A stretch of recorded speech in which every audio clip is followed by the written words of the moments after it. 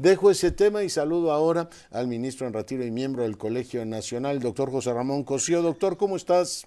Hola, querido Leonardo, ¿cómo estás? Muy buenas noches. Oye, pues encantado de escucharte y preguntarte, la jefa del Estado envía una ley sobre el amparo. Yo entiendo que ya habían revisado la figura del amparo y teníamos una reforma constitucional de la década anterior que hacía una interpretación en el sentido, creo que le llaman principio pro persona, es decir, ampliar los derechos de los ciudadanos al máximo posible. En fin, digo esto como prólogo a la pregunta que te quiero hacer. ¿Qué cambia o qué ventajas le ves a esta reforma a la ley de amparo? José Ramón. Mira, efectivamente, en junio del 2011 se llevó a cabo una importantísima modificación constitucional. Por una parte, se amplió todo el catálogo de derechos humanos, se dijo que en nuestro país se protegerían los derechos humanos de fuente constitucional y todos los derechos de fuente internacional, estando a la misma jerarquía. Y en ese mismo mes de junio del 2011 se hizo una reforma importantísima al juicio de amparo, se cambió un viejo concepto de interés jurídico por un interés legítimo. Esto quiere decir que las personas tenían mayores posibilidades de acudir al juicio de amparo, lograr la protección de sus derechos, insisto, de fuente constitucional o convencional. También se generaron efectos generales, una declaración general de invalidez, y también se ampliaron las posibilidades para que mayor número de autoridades pudieran ser demandadas. Esto yo creo que fue una de las reformas más importantes y de hecho fue reconocida así por los organismos internacionales, la Comisión Interamericana, la Corte Interamericana. Lo que está haciendo esta reforma presentada por la presidenta Sheinbaum, y yo todavía tengo la esperanza de que sea discutida con amplitud y los legisladores, más allá del partido al que pertenezcan, se den cuenta de lo que esta reforma significa, es una acotación, en primer lugar, a los efectos de las sentencias, todavía más de lo que dice la Constitución.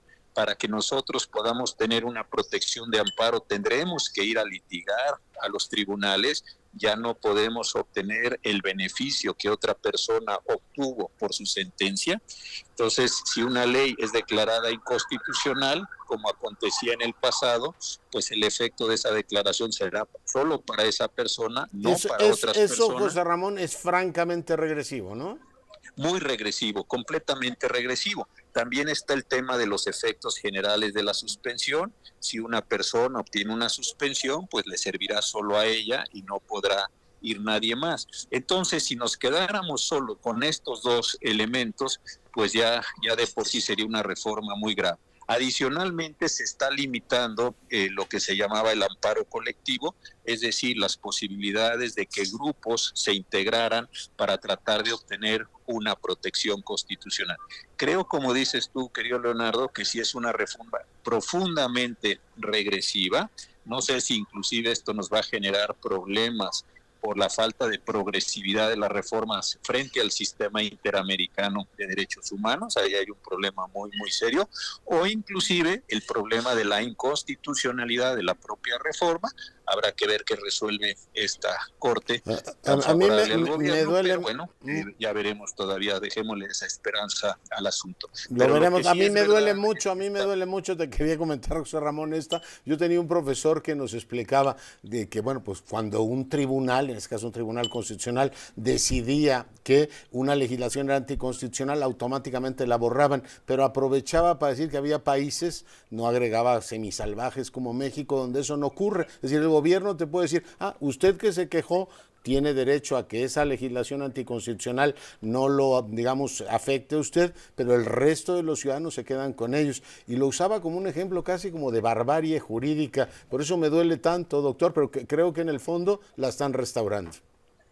Y fíjate que sí, y esto fue una de las cosas que yo creo que la oposición, cuando era oposición, le criticaba mucho al PRI, decir una persona, vamos a poner el caso de un impuesto, cualquiera que sea, cualquier situación jurídica, pues lo que tú estás haciendo es obligar a que todas las personas tengan que pasar por el tribunal y no puedan tener un efecto general. Estamos regresando a la solución de 1847, cuando en el acta de reformas de ese año, y a petición y bajo intervención de don Mariano Otero, se generó esto de los efectos relativos de la sentencia de amparo. Mira. Entonces, es el modelo con el que vivimos el porfiriato, es el modelo que vivimos en el priismo, es el modelo que empezó a cambiar en la transición democrática y es con el que estamos ahora regresando a este momento. Yo, como tú, lo considero altamente regresivo y, a diferencia de lo que nos puedan estar diciendo en los discursos, esto sí va a tener un efecto pues muy desincentivador, si cabe esta expresión, respecto de la protección de los derechos humanos. Entonces el principio pro gobierno en vez del principio pro persona. Exactamente, es pro gobierno. Quien tenga un agravio, pues tendrá que ir al tribunal. Ayer que se festejó tanto a José María Morelos y Pavón, habría que recordar que él dijo, cuando se estaba haciendo todo su trabajo legislativo, que en el país se creara un tribunal para que pudiera defender al ciudadano del fuerte y del arbitrario. Aquí creo que lo que estás forzando es que quien tenga recursos, quien pueda acudir a la justicia federal, pues acuda, y quien no, pues no, y se quede con la inconstitucionalidad de la ley porque no pudo acudir a esta protección constitucional. Sí, francamente, creo que adicionalmente a todo lo que hemos hablado, tú y yo y tantas otras personas, con motivo de la elección democrática de los jueces, cómo quedaron integrados los tribunales, ahora ya no se trata de un elemento subjetivo, un elemento relacionado con los juzgadores, sino un elemento objetivo relacionado con la legislación que va a impedir todavía más la protección de los derechos humanos. Oye, 3/4 partes de lo mismo, el interés legítimo, ¿no? Faculta al gobierno, aunque lo digan en zapoteco o en la lengua que sea, es reforzar las capacidades del gobierno, decir, a ver, si quiere usted litigar contra mí, que venga y litiga el dueño del predio, que venga y litiga esto, pero nada de que lo acompaña ni tiene solidaridad de distintos grupos u organizaciones. Insisto, se diga en español o en zapoteco, esto es una concentración efectivamente que favorece al gobierno, ¿no?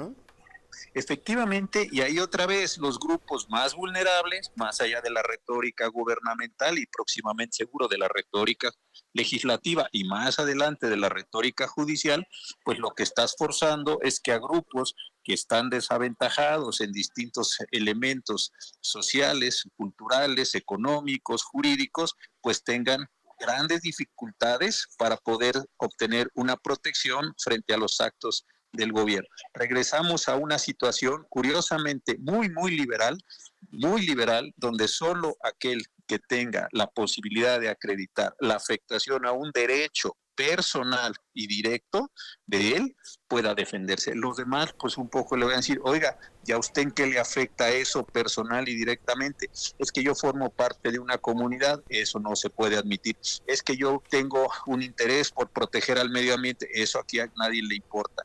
Es decir, regresas a una condición profundamente liberal en el sentido de la relación de una persona frente al orden jurídico. Un gobierno que nos dice que está tratando de generar tejido social más comunitario, una posibilidad de mayor expresión de los derechos, de garantía de esos mismos derechos, pues precisamente está actuando en un sentido contrario al restringir las posibilidades de defensa judicial frente a prácticamente cualquier acto de autoridad gubernamental. Y supongo que es la secuela de todos los amparos del Tren Maya, el gobierno, oiga, yo tengo que construir y hacer mis obras públicas y nada que se les van uniendo organizaciones no gubernamentales o me salgan con el tema que ambientalistas están preocupados por estos temas, no podrán hacer sus obras públicas sin prácticamente ninguna restricción. Y fíjate ahí también, querido Leonardo, que este gobierno que aparenta y dice que es progre, pues está regresando al modelo desarrollista mexicano que tú conoces muy bien de los años 50 y 60. No importa lo que acontezca con el medio ambiente, no importa lo que acontezca con la salud, lo que importa es que haya un desarrollo, cualquier cosa que eso sea, del país, de las condiciones. Es decir, es un modelo desarrollista que pues generó sin duda riqueza, pero también enormes desigualdades, enormes fracturas en el tejido social y algo muy importante también, desprotección de muchos grupos que no se podían defender. ¿Por qué? Porque no tenían una condición jurídica. Esa condición jurídica es la que se les está negando precisamente con esta restricción al juicio de amparo, porque no van a poder acudir, no van a poder defenderse en estos mismos términos. Mi querido José Ramón, pues totalmente de acuerdo. Nada más diría que es desarrollista porque no terminan las obras, ¿no? Aquel sí las terminaba. Te mando un abrazo y nos vemos la semana próxima. Gracias, querido Leonardo. Fuerte abrazo para todos. Gracias. Cintia, vamos a una pausa. Pausa y volvemos, doctor.